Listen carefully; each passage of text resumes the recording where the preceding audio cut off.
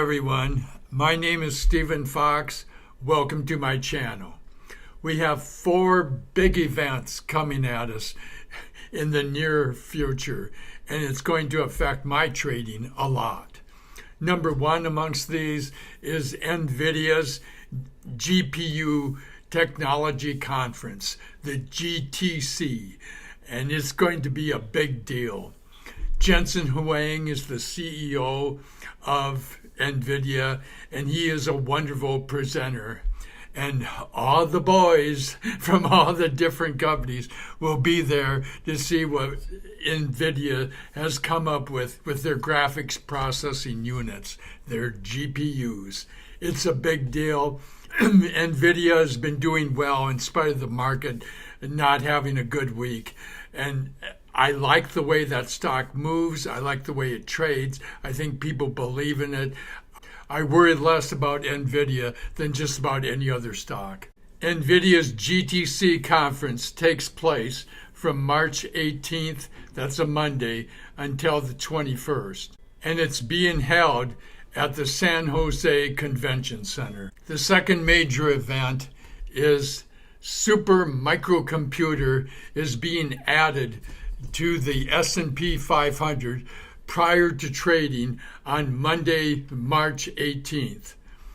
This is a big deal. It should propel the price upwards. In the week prior to this event happening, Smci, super microcomputer, has been all over the place and has been going down, although it fluctuates with such violent moves that it's hard to know where it's moving next.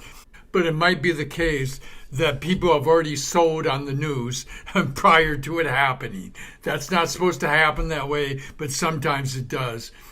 It should have an upward lift on SMCI being added to the S&P 500 because index fund managers of mutual funds and ETFs are forced to add the stock to their collection, or they face a firing squad.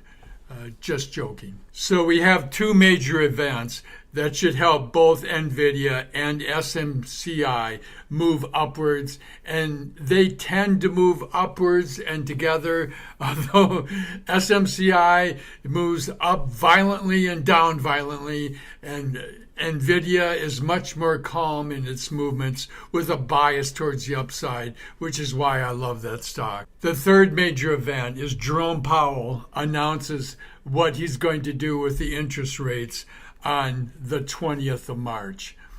And this is always a big deal. It's thought that he's going to keep it the same with 99% certainty that it's just going to be the same. But that won't be the big deal.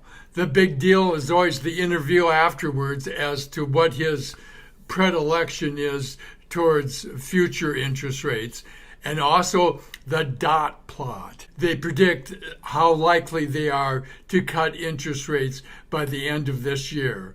Right now, the dot plot says they're going to cut rates 3 times and probably 1/4 of a point at a time.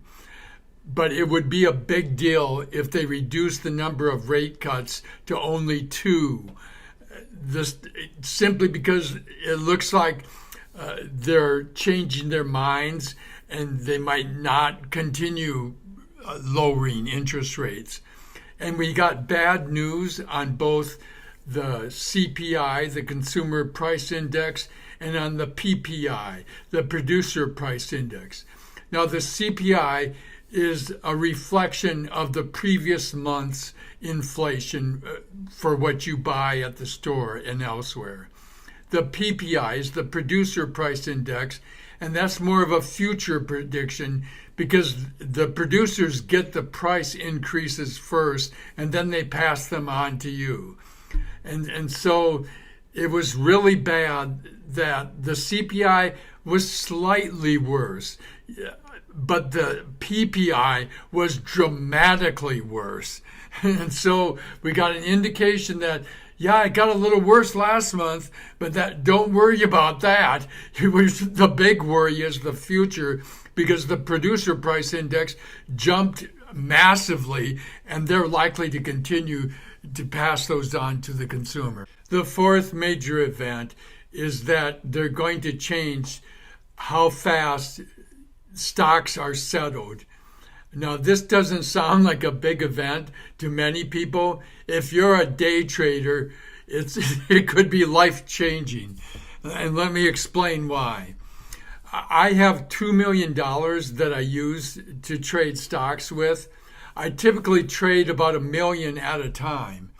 And the reason I only do $1 million at a time is because of the 2-day settlement span. I have to wait 2 days before the trade is finally completed. And that sets aside half my money that I keep in reserve in case a black swan event occurs. If a black swan event occurs, you want to be able to get out of your stocks quickly. And that's why I put a stop loss on almost all my stocks.